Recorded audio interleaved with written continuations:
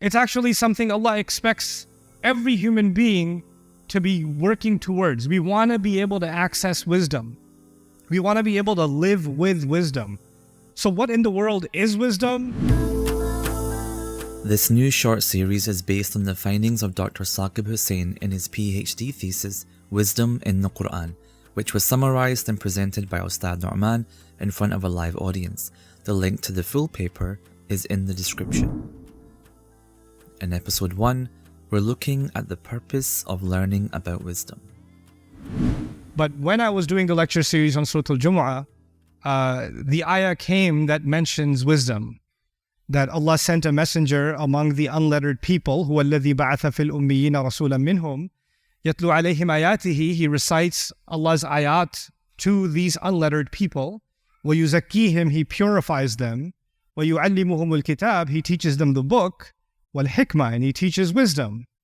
And when we got to that portion of wisdom, I've studied the subject before, and I became a little more curious than I was before, looking into what Allah means by wisdom.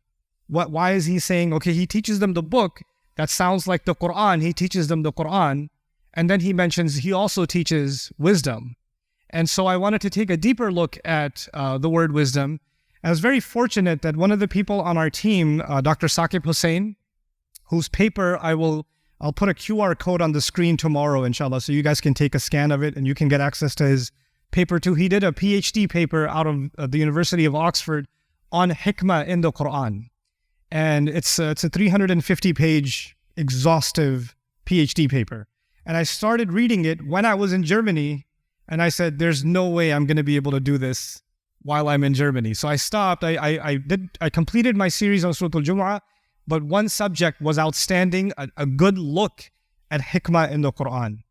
And so I've been trying to gather my own thoughts and kind of go through his PhD paper also and discussing the subject with him. And so my goal, inshallah, is not to do justice to his paper or justice to the topic. I think I'm going to take some of the most important pieces of that discussion of what I think every Muslim should know about wisdom in the Quran. Why is this subject important? Why is that such a big deal? Is it something really fundamental to our religion? Like growing up, you heard or you learned that the most fundamental things in your religion are 5 pillars, for example, right? So everybody knows how important those are. Everybody knows how important Ramadan is or Hajj is, and you don't have to be explained that stuff is important. Prayer is important. Is hikmah, is wisdom some extra thing for really old, wise people? Or is that something as important as the prayer or as important as Hajj? Or is it that fundamental? And I'm going to try to argue that it's actually one of the most important fundamental bases of our religion. It's not something you get to when you get to a PhD level. It's actually something Allah expects every human being to be working towards. We want to be able to access wisdom. We want to be able to live with wisdom. So what in the world is wisdom? How does the Quran define wisdom? How did the Muslims who first became Muslim in the first couple of centuries of Islam, how were they thinking about wisdom in the Quran? Right? There are also interesting questions about before the Quran came, how were the Christians thinking about wisdom? How were the Jews thinking about wisdom? How were the philosophers outside of religion? How are they thinking about wisdom? How are the Arabs before Islam, before the coming of the Quran? How are the Arabs thinking about wisdom? And did the Quran come? And the Quran has different audiences, and different audiences have different backgrounds, right? And how did the Quran come and talk about wisdom to people? Many of them have different definitions, don't they? So imagine if you're sitting in the audience and there's a Christian in the audience, and there's a Jew in the audience, and there's a Hindu in the audience, and I say, prayer is important. If I say that, prayer is important. Do you think each one of them will think of the same thing? They'll all have a different concept of what prayer is, isn't it? So when I say the word wisdom, somebody who's been studying philosophy and they hear the word wisdom, they have something else in their head. Somebody else who's been studying literature has something else in their head. They all have different definitions of the same word. And the Quran is using a common word, even though people that were listening to the Quran, some of them were coming from pagan religions like the Mushrikun of Arabia. Some of them were Christian, some of them were Jewish. Some of them were agnostic. Some of them were just philosophers. They were just poets. And Allah is talking to all of them. And by extension, Allah is talking to all of us, right? And He's using this common word, wisdom. So it's going to become an important thing for us to explore. So now I'm going to get into it. I'll give you a warning. Today is the boring day. Tomorrow is the exciting day. That's the plan. So my plan was to just have you survive the boring material today so that we can get to the juicy stuff tomorrow. And that way I convince you to show up again. That was, this could totally backfire. This could go so badly because then you'd be like, this was so boring. Oh my God, I can't do this again. Right? So this could go either way, but I'm willing to make that experiment happen. Okay, so let's begin with some introductory comments. I usually don't use PowerPoints and slides. I've started doing that more and more. I didn't do this for you, I did this for myself. So I just make sure I cover everything that I wanted to cover. So if you're going to try to take pictures of the slides that I show you and stuff, do it. You're never going to use it. I know you. It's not like, oh, let me look at the pictures I took of the screen and contemplate. You won't. You'll just go to TikTok and watch some cat play the piano or something. That's what you're going to do. So be real. Okay. So anyway, so let's begin. If you guys can show the screen, the first thing I want to show you is the mission given to the Prophet ﷺ was to call people to Allah, right? To call people to Allah's way. Simple enough. But how did Allah tell him that? Allah says to him, for example, "Ud'u ila sabili rabbika bil hikmah." Call to the way of your master with hikmah. And I'm going to use wisdom loosely. Call to the way of your master with wisdom. The mission of the Prophet ﷺ is to call people to Allah. And Allah is saying, you must do it with this one weapon. What's that weapon? Wisdom. And actually the with can be, you have to do it wisely. So the way that you call people has to be full of wisdom. And the things that you're going to say when you call people, they have to be full of wisdom too. What is it that you're going to say has to be wise? And the way you're communicating has to be wise also. This is because I'm a student of psychology.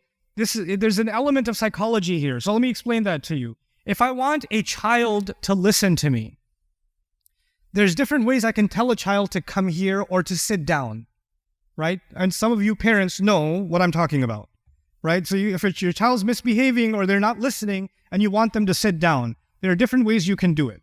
You can do, if you're from certain parts of the world, you can look at them and say, "Oi!" And that's enough, right? Or if you're a mom, you'll just say, "I'll tell your dad." That's enough. That's enough, indar for him. That's enough reminder of the akhirah for him. He'll sit down, right? But you know what? If you, and the child listened to you, but what the child also now internalized is the only time I should listen is when there's a threat, right? So when there's no threat, then I have no need to what? I have no need to listen. Now, if I have some wisdom, I might say, how do I get this kid to sit down in a way that even when I'm not here and I don't want them to do this, they still won't do it in my absence. That is not just me instructing, that's me trying to communicate with some level of what? Wisdom. That's wisdom. Your husband and wife get into arguments, not in Manchester, everywhere else. You guys are immune. But you get into an argument, and every time it's the same conversation over and over and over again. And after the 100th time, you in your head, you're like, they just said this, and you're thinking in your head, oh yeah? Well, what about? And then you know how that sentence goes, and you've used it 57,866 times before, and you know when you say that, you know what the reaction is going to be, and then what the counter, you know the whole thing. You know this is the same match. It's been played the same exact way several thousand times. But you know what? You're like, I'm going to do it again. You know what that communication lacks? Wisdom. It's wisdom, because you're running into the same, you're not recognizing the pattern, you're not recognizing the problem. So Allah is telling His messenger, you have to communicate. Telling people to come towards Allah is not enough. You have to tell people to come towards Allah using wisdom. You have to use wise words. And by the way, practically speaking, if I'm speaking to a senior, will I use the same words as if I'm speaking to a child? Will I speak to a scholar the same way I'll speak to a student? Will I speak to a stranger the same way I'll speak to a family member? No. I have to look at the situation. I have to look at the person. I have to look at my place. I have to look at the context. Is this the right time? All of that stuff, right? So you know what that means? Wisdom necessitates, if you're going to call to Allah, you have to be really aware of the situation before you decide to communicate something. So many moms come to me from around the world, and I wish this wisdom every mother learns. My son, he used to listen to me. My daughter, she used to listen to me. I don't know what happened. They don't listen anymore. I keep telling them to pray, and they don't pray. I don't know. Can you tell them to pray? I was like, yeah, so when did they stop listening? I don't know. Can you please tell me when they stopped listening? When they became teenagers. How soon before, and by the way, when did you get them a phone? Can we look at some of the other factors that were part of this? And how do you tell them to pray? It's salat time. Namaz parna. It's such a beautiful way to call to the way of Allah with wisdom. Right? Like, prayer is supposed to be the most beautiful experience where a human being makes an attempt to connect with God. And now, the moment somebody says prayer, you hear your mother's nag first, and you hear the call to Allah second. In fact, you almost don't even hear the call to Allah. In your head, you hear your mother's nag first, and now you don't want to pray because you're so annoyed not with God, but with your mom. And your mom says, maybe if I yell some more, it will work. So, ud'u ila sabili rabbika bil. It's a fundamental call. Like, imagine these people, these, if you don't know anything, I have a lot of Arab friends. That doesn't justify what I'm about to say, but man, my Arab friends, are they stubborn? Oof. I thought Pathans are stubborn. I'm Pathan. No, Arabs, man. Oof. And changing Arabs from the way they were to what they became, right? To leave all of their culture, all of their practices, to go against their family, to go against their elders, and to change the way that they did. You can't just tell them to change and they're going to change. They were called towards Allah using some special secret sauce. And according to this ayah, what is that secret sauce? Wisdom. It's almost as if I'm trying to tell you the world changed because da'wah was done through wisdom. The world is the way it is. We're Muslim today because the Prophet lived by that principle. Ud'u ila sabili rabbika bil hikmah. That hikmah. I'm just trying to give you a taste of why hikmah is important.